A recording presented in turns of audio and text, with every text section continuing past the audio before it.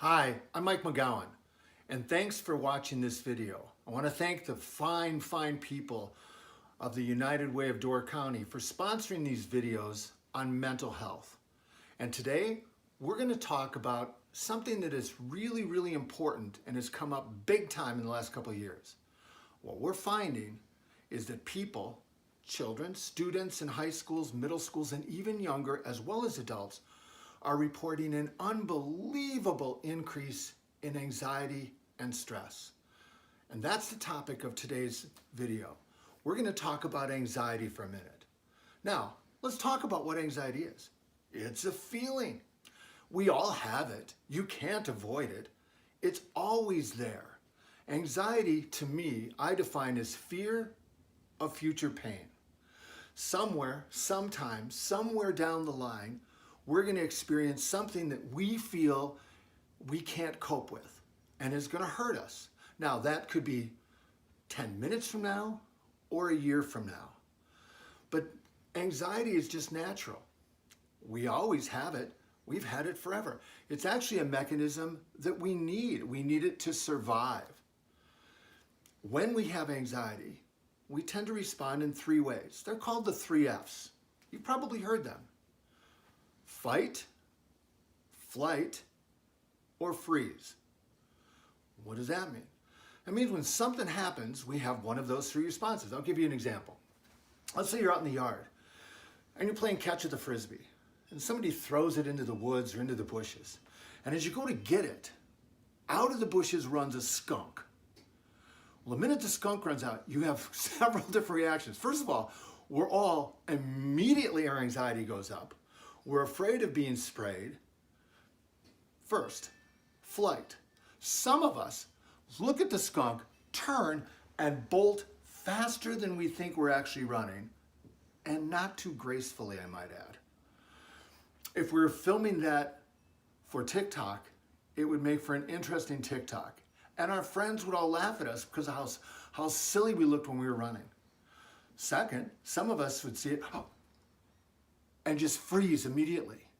Make ourselves as quiet as we can, even though our heart is beating through our chest, because we don't want to be sprayed. And a few of you, and I'm not recommending this as a course of action, would take something and hurl it at the skunk. Fight, which is a really good way to get sprayed, right? Fight, flight, or freeze. It's what we all tend to do when we have those feelings. Now, it doesn't mean that they're productive. It doesn't mean they're unproductive. They just are what they are. And you can't literally control them and what you're going to do ahead of time. And you can't know ahead of time which of those you're going to do. Give you another example. You're home alone at night, or everybody's asleep and you wake up and you hear a noise. The house creaks, or you hear a thump. And you know what it's like. You're in bed and all of a sudden, and you freeze, except for your eyes. And you go, did I dream that? Or did I hear it? And you wait, and then you hear every little noise. You see the trees going. Your anxiety goes way up, right? Some people, and you've all seen the movies about this, grab the little baby baseball bat under the bed and start creeping down the stairs, right? Now, if something really scary would happen, hopefully we'd all bolt out the back door. These are natural reactions to anxiety. Now, since you can't avoid them, then it's really important to take a look at what works when you have anxiety and what doesn't work. First, let's take care of and throw away what doesn't work. 2 things. What doesn't work is thinking about it over and over and over again, obsessing about it. What do you think that does to your anxiety? Right, it raises it. It raises your anxiety sky high. So that doesn't work. You can't keep obsessing about it. Second, stuffing it down deep. Because when you stuff something down deep, we all know it's coming out sooner or later. It's leaking out. And it's going to leak out, squirt out in some way that you didn't think, towards somebody, and not always in a productive way. Obsessing about it does not work. Stuffing it doesn't work. Well, what does work? First, let's take a look at anxiety and what does work for each individual when they're experiencing it. First, to recognize it for what it is. Oh, here it is. I'm feeling nervous, I'm feeling anxious about, and then name it. Trying out for the school play, reading out loud in class, shooting a free throw at a basketball game, taking my driver's test, taking the ACT, applying for colleges. I'm nervous about those things, so I have to recognize what's causing me that anxiety to begin with. I have to ask myself, is it crippling? Is it paralyzing? And if you recognize what it is, then you also will recognize, hey, wait a minute, I've had this before. I've felt these same feelings before. Maybe not in the same way, but I've coped with them okay before. And that's the important thing to remember, is if you go backwards, we've all had this. Now, you're probably already too old to remember this, but at some point when you were little, and your folks can tell you about this, or whoever you live with, they tried to teach you how to ride a skateboard or a bike. And even though you can do it now, when you were little, and we've all seen the videos on TikTok and YouTube, there's always like,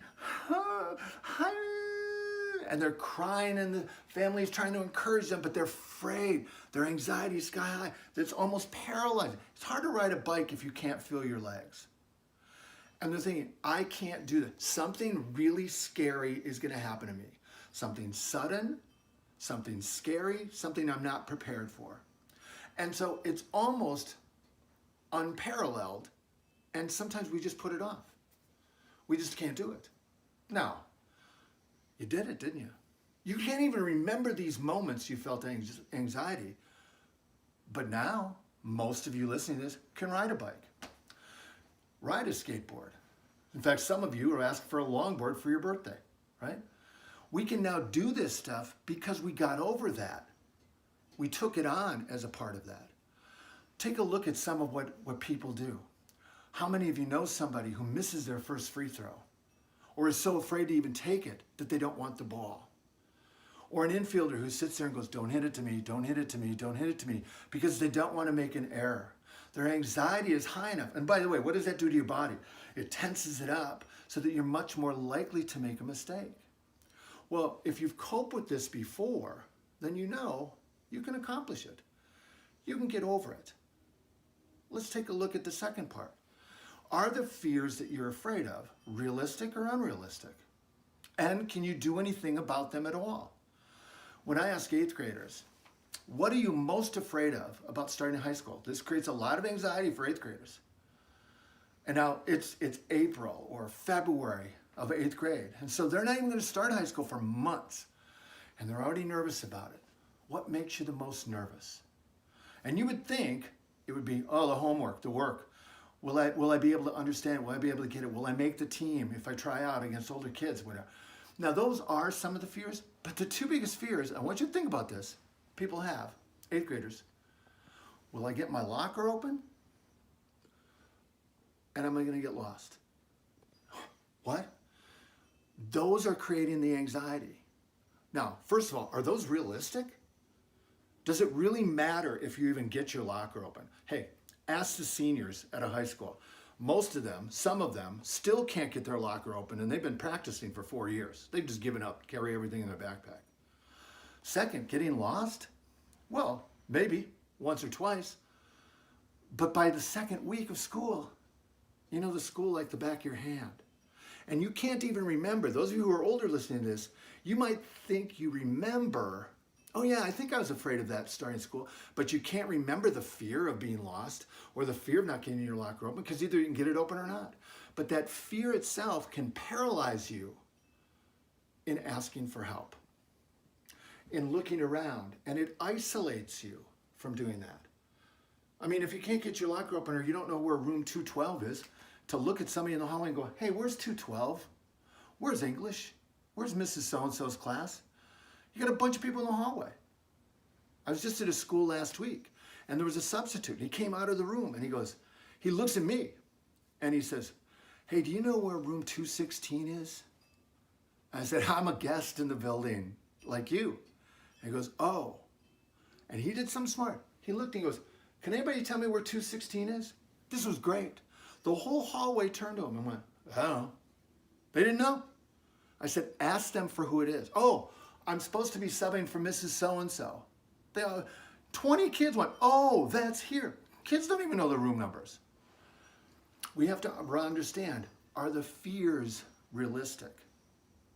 Is that really going to happen? And secondly, if it does happen, I want you to remember, we can cope. If you look back on everything you thought you were afraid of, most of us are still here. We're all here. You cope fine. We underestimate how strong we really are. That's the third thing. Being prepared. Now, I'm not going to tell you tests don't cause anxiety, athletics don't cause anxiety, the school arts don't cause anxiety. Sure they do. Life causes anxiety. But if you are prepared, you're going to feel less anxious. Some anxiety comes because we know we're not prepared. I think we should just be fatalistic about it and say, hey, I guess we're not going to do well because we didn't even open the book. If we're prepared, though, we know we've done everything we can. Watch, for instance, Giannis when he shoots a free throw. He has a routine. He looks up, takes a deep breath, does an imaginary free throw, grabs the ball, bounces it once, shoots the free throw. That's it. Every time it's the same. He's prepared. Another example.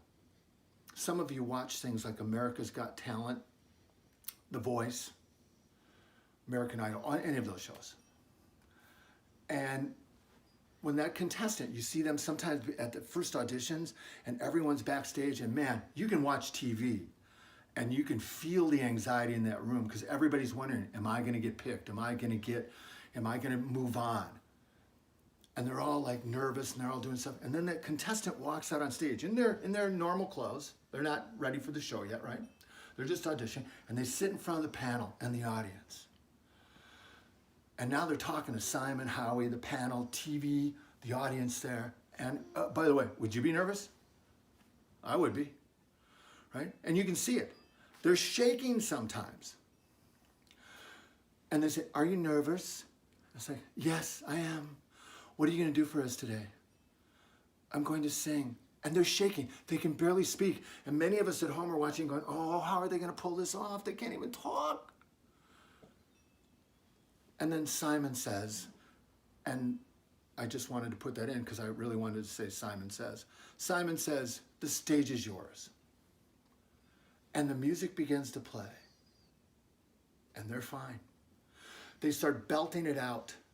And the audience starts to do what they do on those shows. They start clapping and screaming. And the reason why is because they're doing something they've done hundreds upon hundreds of times. Now, they haven't done the interview hundreds of times, which is why they're nervous. But the singing, they got that. So if you're experiencing test anxiety, to ask yourself, did I study? Did I read the material? Did I listen in class? Did I do the homework? And those kind of affirmations and reassurance help us calm down a little bit. That's the second part. Understand that you are prepared. You know, listen to an athlete. I've prepared for this. I've trained for this my entire life. They're ready for the moment. That's part of it, is being prepared. When I took my kids for their driver's test, I think they were all anxious. They were all nervous. And they all did the same. What if I flunk? What if I do this? What if I don't pass? What if I have to go back to school? What if I have to tell everybody I flunked? What do I do if I flunk my driver's test? Take it in. People flunk the first time. But you're less likely to flunk if you've actually practiced driving. You go to the DMV and you see where it is to begin with. You visualize it. You've practiced with your parents. You practiced with the person who gave you the driving lessons, right? You're much less likely to flunk if you're prepared. Third, know what works for you. You have to know what works for you. What calms you down? When you recognize those feelings, say, oh, I'm feeling stress, I'm feeling anxiety. What works for you to calm yourself down? For some people, it's earbuds. They listen to music. For other people, it's a joke. And by the way, laughter does work because, and the research shows that if people laugh before they take a math test, 10 minutes before they take a math test, they tend to do 10% better on the test than those that did not laugh. The reason, chemicals are released in your brain when you laugh that not only relax you, but stimulates your memory, short-term and long-term memory. Makes sense to me. So joking around is not a bad thing as part of it. What does work for you? What worked for me, especially with tests, was I realized early on, watching other people cram at the last minute, read their notes, say to their, do you think this will be on the test, and all of that stuff, did not help me. In fact, it raised my anxiety. So I used to wait in the hallway. I used to talk to a friend. I used to make a joke. I used to do whatever I could do to handle it, and walked into the classroom just as the bell rang. Took my seat, looked out the window, and controlled my breathing. Oh, which by the way, I didn't learn from a counselor or a psychologist. I learned it from a coach who said it's a really good way to prepare for the moment. Well, he meant up at bat. But man, that works just as well for tests, doesn't it? I couldn't watch other people be anxious and stay away from it at the same time. Lastly, if you recognize what it is, know what works for you with it, then third, ask for support. Ask for some support from the people around you who like you and love you. This is how you find out who cares about you, right? If somebody isn't going to help you, if somebody's going to diss you, if somebody's going to make fun of you for something you're experiencing that we all experience, are they really our friends? I want to hang around with people that understand that we all feel certain ways. And so ask for some support and help. What do you do when you handle this? How do you handle this? I'm feeling a little bit nervous right now.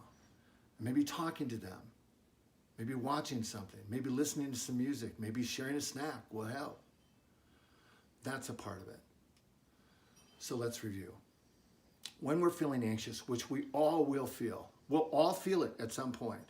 We have to, one, recognize it for what it is. Two, we have to understand what works for us. Understand what works. And you only get that by practicing and doing things again and again and again. Third, be prepared. Study for the test. Do the workouts.